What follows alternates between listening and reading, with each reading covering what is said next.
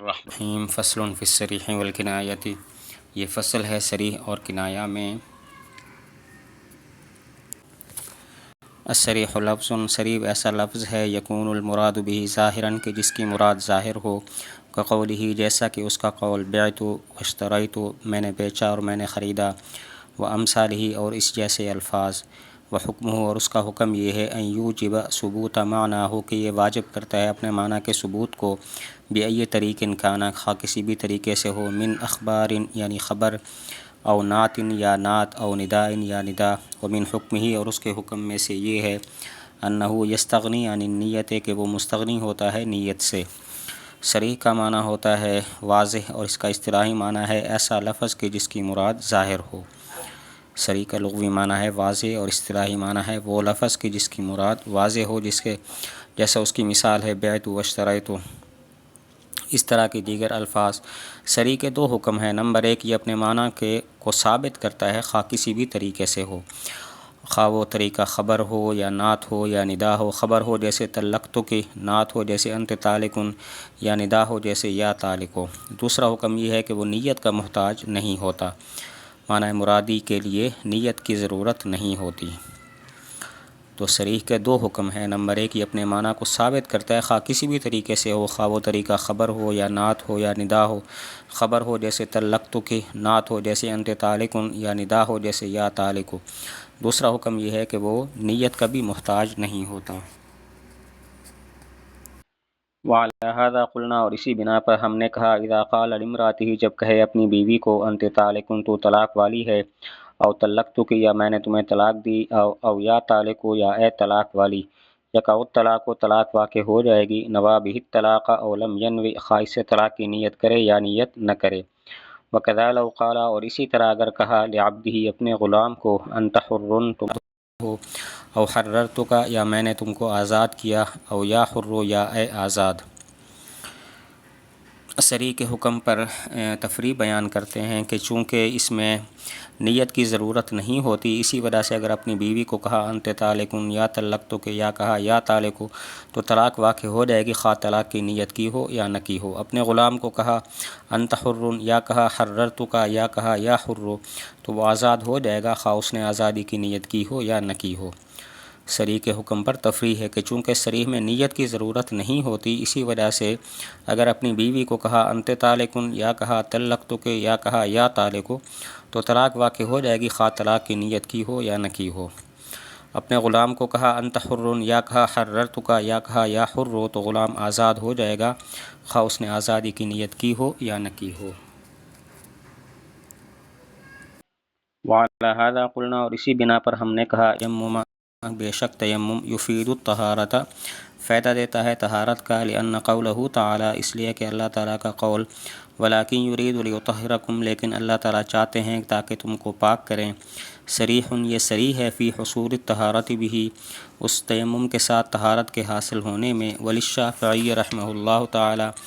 امام شافعی رحمۃ اللہ علیہ کے فیہ قولان اس میں دو قول ہیں، احدہما ان میں سے ایک یہ ہے انہ طہارۃ ضروریۃ یہ طہارت ضروریہ ہے، والآخر اور دوسرا قول یہ ہے انہ لیس بطہارۃ کہ وہ طہارت نہیں ہے، بل هو ساتر للحدث بلکہ وہ حدث کو چھپانے والا ہے۔ صریح کے حکم پر کچھ اور تفریعیں ہیں، چونکہ اس کی مراد بالکل ظاہر ہوتی ہے اور یہ اپنے معنی کے حکم کو ثابت کرتا ہے خواہ کسی بھی طریقے سے ہو، اسی وجہ سے ہم کہتے ہیں تیمم مفید طہارت ہے،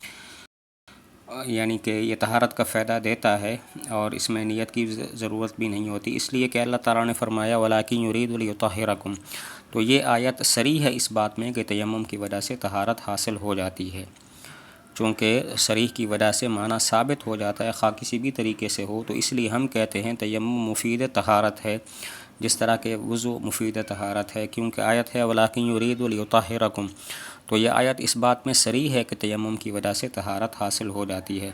امام شافعی رحمۃ اللہ علیہ کے تیمم کے بارے میں دو قول ہیں، نمبر ایک یہ طہارت ضروریہ ہے، یعنی ضرورت کی بنا پر یہ طہارت ہے،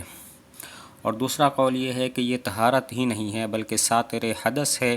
یعنی ناپاکی کو چھپانے والا ہے۔ امام شافعی رحمۃ اللہ علیہ کے تیمم کے بارے میں دو قول ہیں۔ ایک قول یہ ہے کہ یہ طہارت ضروریہ ہے، اس سے طہارت ایک ضرورت کی بنا پر ثابت ہوتی ہے، اور دوسرا قول یہ ہے کہ تیمم طہارت ہی نہیں ہے بلکہ یہ ساتر حدث ہے، یعنی ناپاکی کو چھپانے والا ہے۔ وعلی ھذا، اور اسی بنا پر یخرج المسائل، نکالے جاتے ہیں مسائل، علی مذہبین، دونوں مذہبوں پر،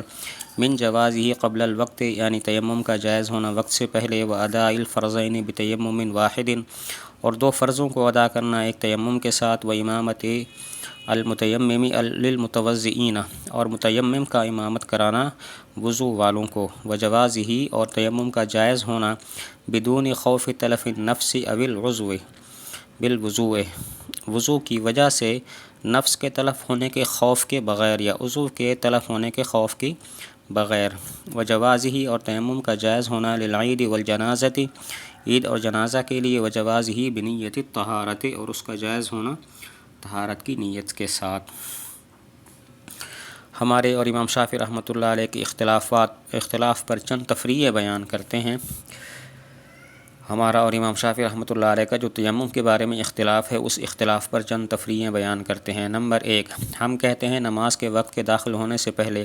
تیمم جائز ہے، کیونکہ تیمم طہارت مطلقہ ہے وضو کی طرح،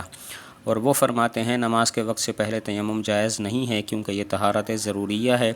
اور وقت سے پہلے کوئی ضرورت نہیں ہے۔ نمبر 2، ہم کہتے ہیں ایک تیمم کے ساتھ دو فرض ادا ہو سکتے ہیں، مثلا ظہر اور عصر، کیونکہ یہ مطلق طہارت ہے وضو کی طرح، اور وہ فرماتے ہیں کہ ایک تیمم سے دو فرض ادا نہیں ہو سکتے، کیونکہ یہ طہارت ضروریہ ہے، اور ایک تیمم سے دو فرضوں کو ادا کرنا کوئی ضرورت نہیں ہے۔ نمبر 3، ہم کہتے ہیں متیمم وضو والوں کا امام بن سکتا ہے، کیونکہ یہ طہارت مطلقہ ہے وضو کی طرح، اور وہ فرماتے ہیں متیمم وضو والوں کا امام نہیں بن سکتا، کیونکہ یہ طہارت ضروریہ ہے، اور متیمم کے لیے کوئی ضرورت نہیں ہے کہ وہ وضو والوں کا امام بنے۔ اور نمبر 4، ہم کہتے ہیں وضو کی وجہ سے اگر جان جانے کا خوف ہو، یا عضو کے تلف ہونے کا خوف ہو، یا بیماری کے بڑھ جانے کا اندیشہ ہو، تیمم جائز ہے، جبکہ امام شافعی رحمۃ اللہ علیہ فرماتے ہیں جان جانے کا خوف ہو یا عضو کے تلف ہونے کا خوف ہو وضو کی وجہ سے، تب تو تیمم جائز ہے، بیماری کے بڑھ جانے کا خوف ہو تو تیمم جائز نہیں ہے۔ نمبر 5، ہم کہتے ہیں عید اور جنازہ کے لیے تیمم جائز ہے، کیونکہ یہ طہارت مطلقہ ہے وضو کی طرح، اور وہ فرماتے ہیں کہ عید اور جنازہ کے لیے تیمم جائز نہیں ہے، کیونکہ عید اور جنازہ فرض نہیں ہے، لہذا، اور تیمم طہارت ضروریہ ہے، لہذا تیمم کی ضرورت نہیں ہے۔ اور نمبر 6، ہم کہتے ہیں اگر پہلے سے تیمم ہے اور طہارت اس کو حاصل ہے، اور دوبارہ صرف ثواب کی نیت سے تیمم کرنا چاہتا ہے، تو یہ جائز ہے، کیونکہ یہ طہارت مطلقہ ہے وضو کی طرح، جبکہ وہ فرماتے ہیں کہ صرف ثواب کی نیت سے اور طہارت کی نیت سے تیمم کرنا جائز نہیں ہے، کیونکہ تیمم طہارت ضروریہ ہے، اور کوئی ضرورت نہیں ہے کہ اگر پہلے سے تیمم ہے تو یہ دوبارہ تیمم کرے۔